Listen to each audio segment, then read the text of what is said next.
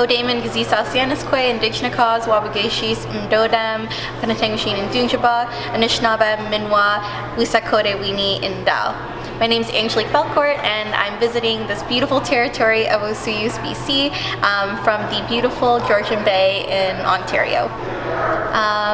This week was absolutely incredible. I can't even put it into words how I'm feeling, and I'm just very grateful to have been in a space with youth across Canada who all share a common goal of wanting to make their communities better. And I think fundamentally that's kind of what was so inspiring from being here this week, is just hearing, how we come from all these different kinds of walks of life, and how we come from all these different places, but we have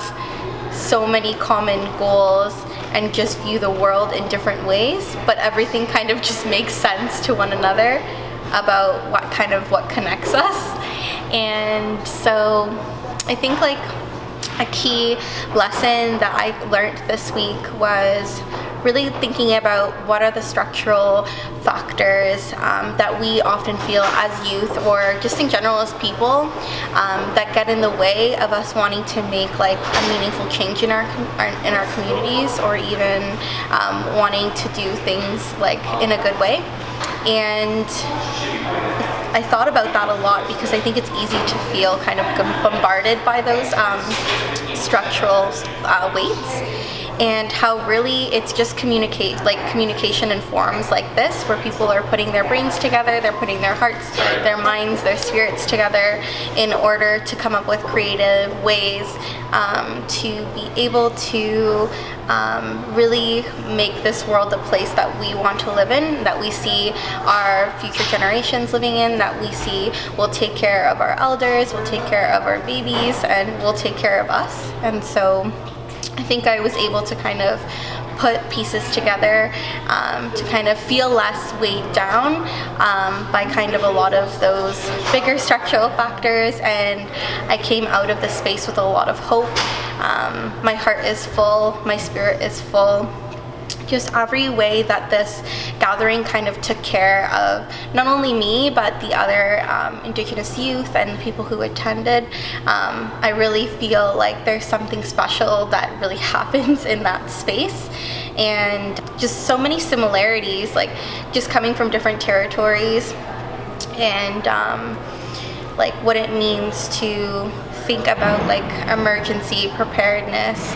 in our communities. Many of us haven't even considered these things. We know that there are occurrences, and that our communities are vulnerable to those kinds of experiences, but now knowing that these are real things and that there are huge discrepancies in our community, for me, I'm leaving this space being okay, I need to make sure that I take this on as a responsibility, because I feel no one else is, and I don't know who I could even count on, or who to even reach out to about these kinds of concerns. Where I'm from, we're surrounded by water. What would ever happen if there was mass flooding? What kind of brains come together at that point, and what kind of communities come together, Indigenous and non-Indigenous. And so for me, I think that's what I'm really taking back with me, is how do I nurture and be a steward for the territory that not only I'm responsible for, but many other Indigenous people and non-Indigenous people, and how do we kind of bridge those gaps? And then I also had a lot of moments of inspiration where I thought of these big dreams that I have for my community that I might have thought were very special to me, but now that I realize should be shared with everyone. For my activity, I felt very vulnerable sharing about the birch bark basket, and sharing my teachings about weaving, and because I felt that was something so special to me, and I didn't want to give that away to anyone. And I was so vulnerable, because it also took me back to childhood memories where I was very vulnerable. But then sharing that knowledge with everyone in the room, and hearing different people say hey, we actually have a teaching that's similar to that, or we do different kinds of weaving in our territory, and these are the trees that we weave instead. or just like people just really appreciating that knowledge made me feel like, okay, like this is okay to share this, and like this is benefiting like a lot of people. And so I just think of like what came to mind for me is like my relationship with my great uncle, and how he has like many like Métis people have like gardens in their backyards. It's like very common for people to kind of have little gardens where they grow like traditional foods or even just like foods in general, and they kind of just like live off of that. And so you don't really have to worry about going to the grocery store, and especially like I know a lot of elders who kind of like live off that sustenance, especially if mobility is an issue. And so I really thought like, what would it mean to bring back like something like a community garden or like a localized garden where people could like learn to not only grow traditional foods but like have a relationship with the land that is like different and gets them thinking differently about like what it means to be in a relationship with the land and be a steward of that land and take care of that land. And I've just thought of so many times where I went to my great uncle and I'm in the garden and I want to be a part of it, and he's just teaching me different things, and I just take those things so much for granted. But I belong, like my family belongs to that territory, so I was just really thinking about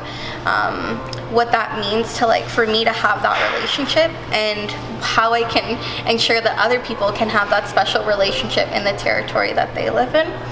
And so that's something that really excites me, because I think that like leaving this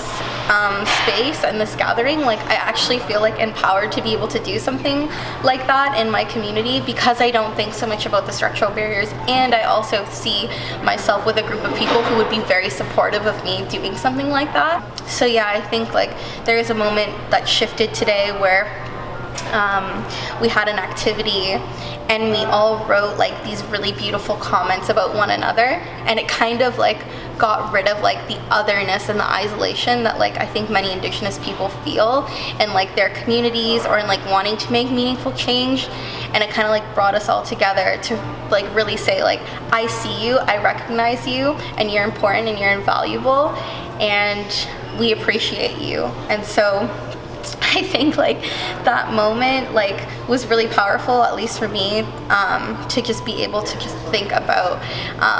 you know, people seeing like the good in you, people wanting to support you even though we don't always have like the abilities to be able to really show that to people that we care about. Like it doesn't go unnoticed. And so I think that kind of brings a lot of courage. Like we went horseback riding, and originally I was like so excited about this like amazing opportunity. I'd never been on a horse before, and we went out, and I just happened to get like one of the harder horses to like work with, and like it just really made me think like the growth that I felt like today doing that horseback riding. It was like some like growth that I don't think I ever would have had in any other space, because it was so hard to like learn how to be with that horse and learn how to be in a relationship with it. And so I'm being overwhelmed like by this beautiful scenery and trying to soak it all in, and then this horse is just giving me like the hardest time. But I really had to sit back after the experience, because it was a beautiful ride, and towards the end everything worked out. But I learned a lot about myself, being connected to like this world in a different way, and to another territory in a different way, that I feel like I would only get when I'm at home. For me is like looking at like thinking less about like the structural barriers and all the people who might think you can't, or all the people who might think it's like different to think about you know, issues that concern your community, but that you can't really lose sight of like that bigger picture and like future vision that you have for the world that you live in. Miigwech.